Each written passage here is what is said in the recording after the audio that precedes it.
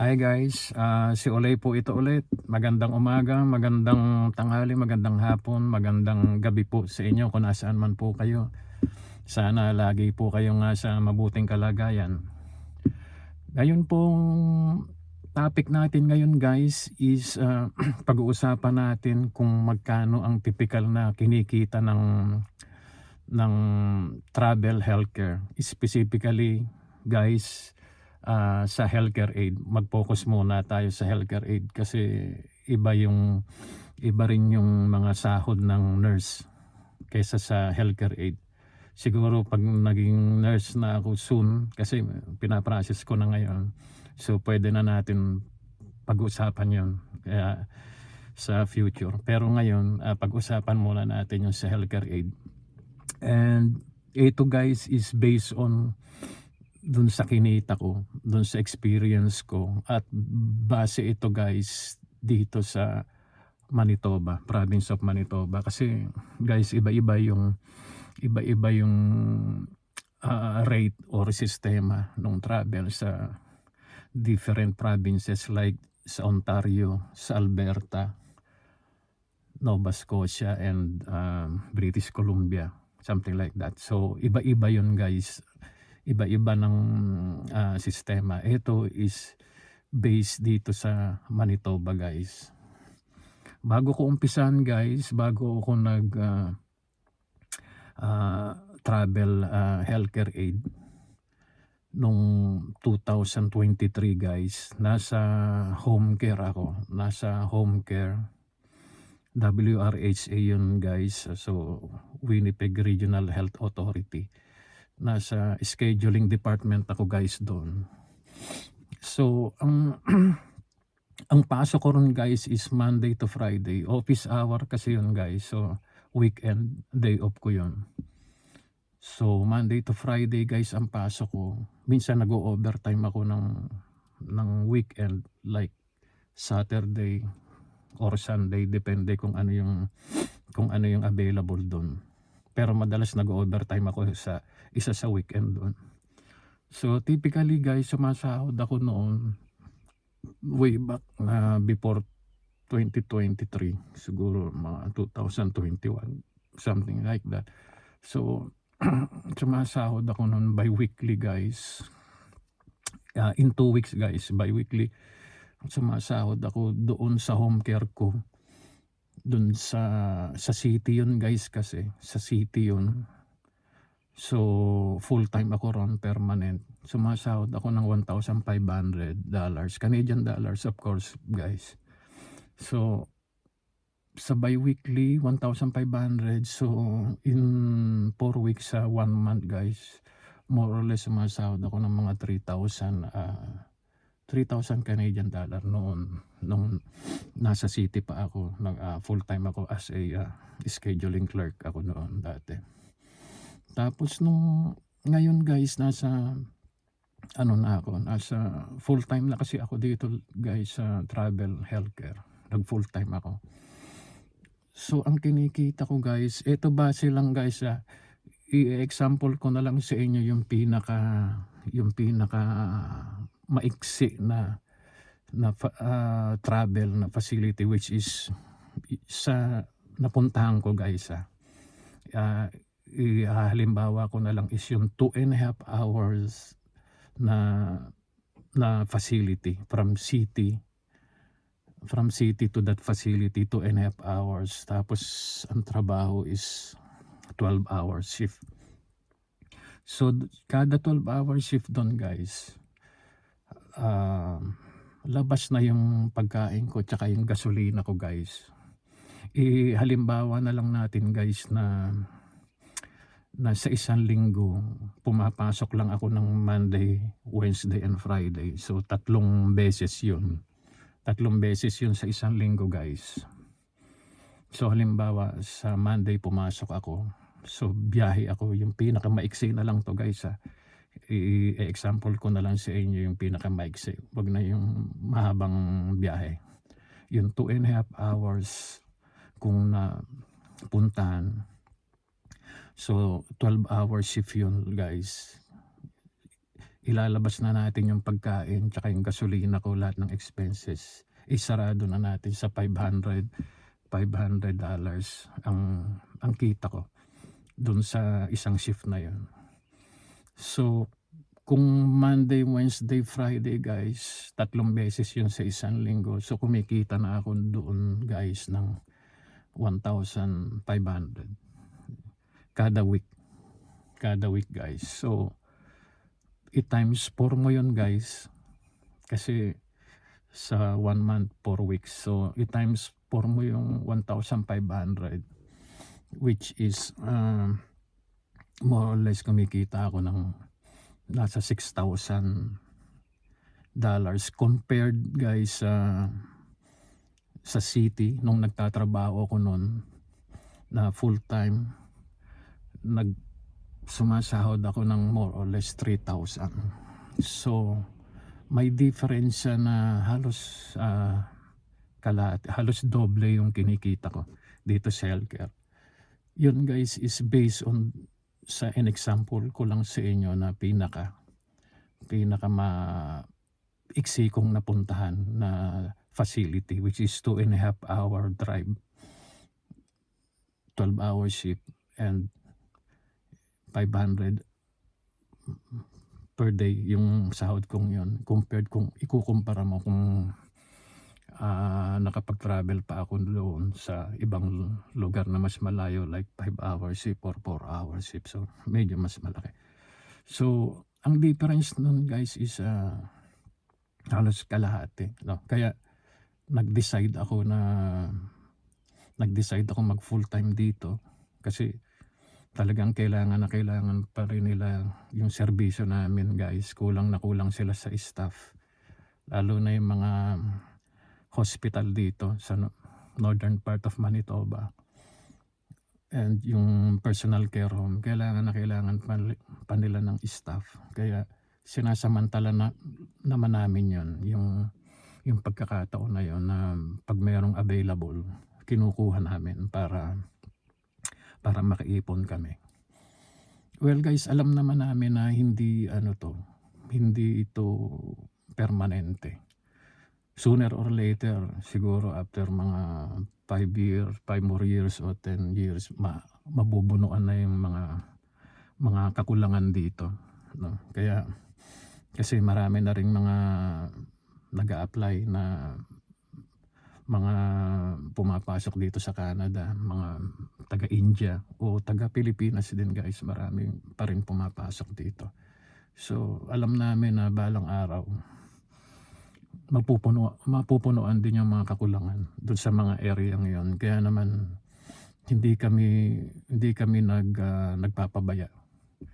No, hindi naman ako, halimbawa ako, hindi naman ako nagpapabaya na mag-ipon, no? Hangga't merong kitang ganon, iniipon namin, ini-invest namin. Gaya nga ng sabi ko guys nung sa nakaraang video ko, yung nakapundar ako nakabili ako ng 2 lote. Hindi naman kalakihan guys, tama lang na sapat lang na mag-enjoy kami kung sakaling magpagawa kami ng bahay doon. Malapit kasi yun guys sa lake tsaka sa beach. Yung isa namin nabiling lupa sa Manitoba Lake, and yung isa naman dito sa may beach sa Dauphin Beach, which is northern part of Manitoba also guys. So nabili ko guys na mura pa noon, investment na rin kasi ngayon halos dumoble na yung price. Nung chinay ko ngayon, yung in-update ko yung pricing doon kung magkano yung pricing, medyo na rin siya guys, nagdoble na. And also yun, mayroong, gaya nga ng sabi ko, meron kaming pinapagawang bahay ngayon, which is this coming June matatapos na, matitira na namin. Bali guys, ang nangyari naman doon, meron kaming unang bahay, binenta namin yun, na tapos yung pinaka equity noon, kasi kumita 10 years na rin kami, halos 10 years na rin kami doon. sa bahay na yon. Meron na rin kaming kinita ron, meron na rin kaming equity. So yun yung pinandown namin na 20%. Kaya hindi naman gaanong kalakihan na yung ima-monthly namin doon sa bagong bahay namin. Ayan. Kaya yun guys, kailangan maging ano lang din, maging wise din sa pag-save ng pera, kasi alam naman namin na hindi ito permanente itong travel healthcare, kasi talagang balang araw mabubunuan na. Pero hanggat may kulang pa, sila, nandito lang kami guys na magbubuno. So marahil maitatanong nyo guys na yung kita namin is kung paano yung tax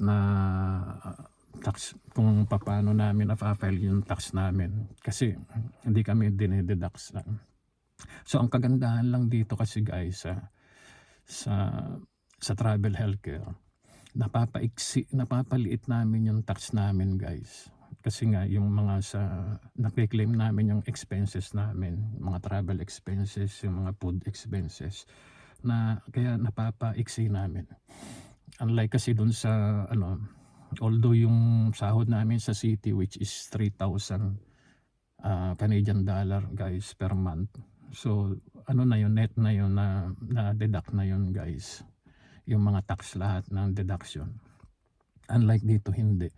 Pero katulad nung namin guys, kung ako kasi nung nag-work ako sa city, may mga coverage ako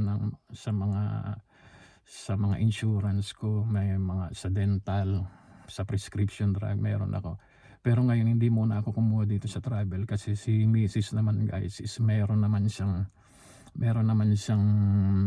coverage na cover din naman ako ng mga dental, vision, prescription, ambulance, lahat.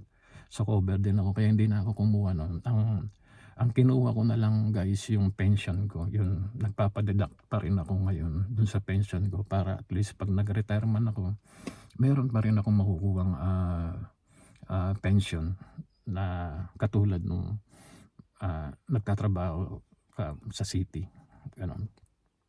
So marami naman guys na halimbawa ngayon nag-file ako ng tax ngayong month.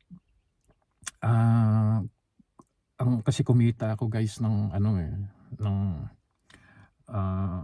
over 100 this year, 100,000. So ang tax ko dapat noon guys is nasa wala pa yung mga deduction guys na expenses ko, nasa $14,000.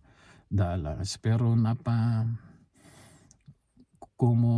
claim ko guys yung mga expenses ko, like yung part ng yung gasoline mo guys, basta basta in related to guys, sa work mo, na-claim ko yung sa gas ko guys, yung sa car, pag may car loan ka, pwede mong guys, pwede mong i-submit din yon, yung portion na yun. At pagka meron kang nasira dito guys, o nabangga ka o anything, o pwede mong ma-claim din yun sa tax mo. And also guys, yung mortgage mo, may part doon na pwedeng ikaltas. Kunwari meron kang office, isang room doon, pwede. Yung mobile phone na monthly mo, pwede mong i-claim yun, mobile phone na monthly. Tapos yung mga pagkain mo sa pang-araw-araw guys, basta related dun sa trabaho mo, pwede mong i-claim yun, yung mga groceries mo, lahat.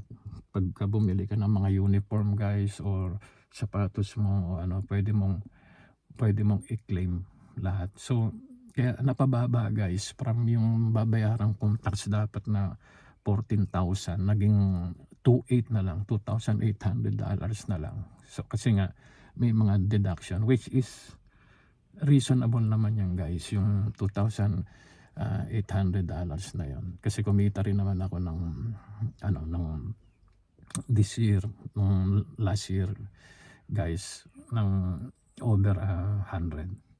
Hindi ko na guys, ito estimate na lang guys, hindi ko na yung exact guys, exact na talagang kinikita ko o yung kinita ko. Basta ito na lang is an example ko dun sa dun sa kinita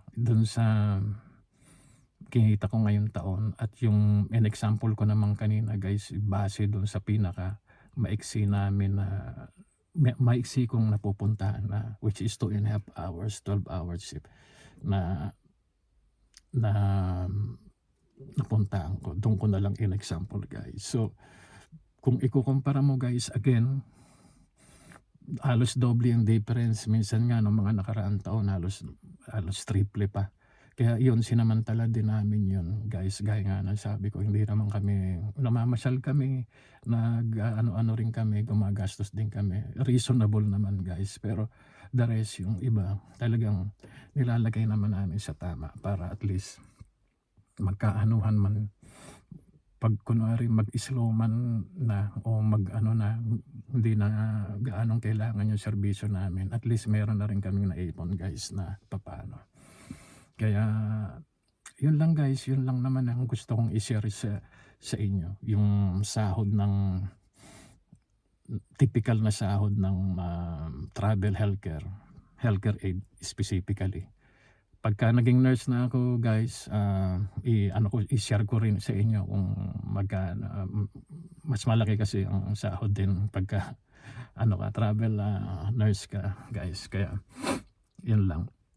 And sana guys, panoorin nyo pa yung mga susunod kong mga videos. Yung mga nakaraang videos ko, sana panoorin nyo rin. Mayroon akong nakaraang videos na kung paano buhay ng travel healthcare dito sa Canada. Sana panoorin nyo rin yun. And sana guys, don't forget to like, subscribe and comment kung meron kayong mga tanong tungkol sa travel or sa akin. Pwede naman kayo mag-comment, and don't forget to click guys the bell button para ma-update kayo kung may mga pa ako guys, kung may mga video pa ako na susunod guys. Sige guys, hanggang dito na lang, at maraming salamat sa time nyo. Sa susunod ulit na video ko guys. Thank you very much. Have a good day. Bye.